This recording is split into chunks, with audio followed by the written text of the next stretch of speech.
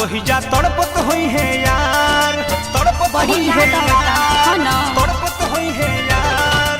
नया साल में शादी भइली ओहनी ससुराल, बड़ी मोहला गता वही जा तड़पत हुई है यार, तड़पत हुई है यार। सब कुछ देनी पर साल में हर नियत, सब कुछ देनी हर साल में हर नियत।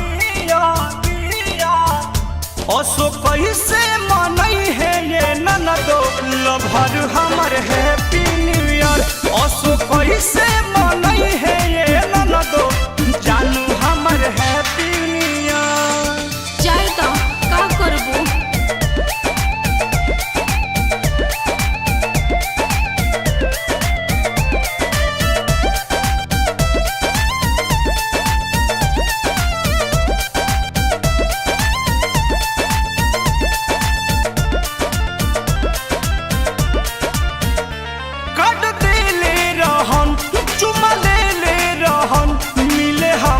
से आइली अकेले रहन।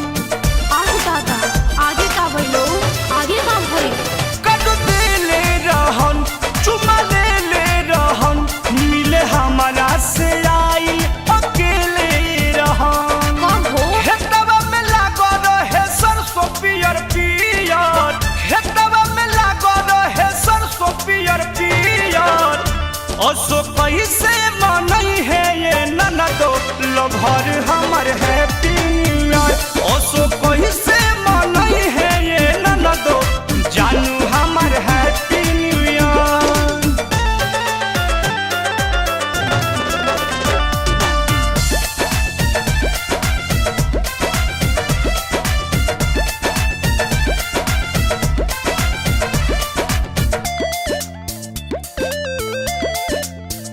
छूटल बचपन के साथ खाना होई है ना खात, कनिया अपना मोबाइल से करा दो ना बात। ना ना भैया मारे लगी हन।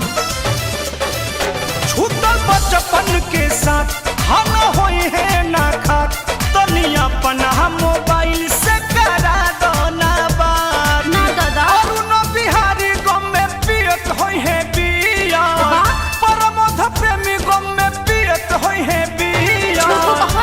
असो कैसे मनई है ये ननदो लभर हमर हैप्पी न्यू ईयर।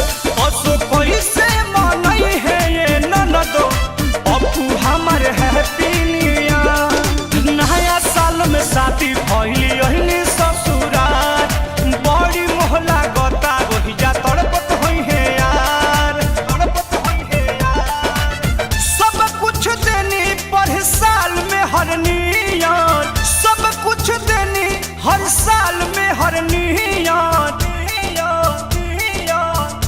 असो कैसे मनई है ये ननदो लभर हमर हैप्पी न्यू ईयर।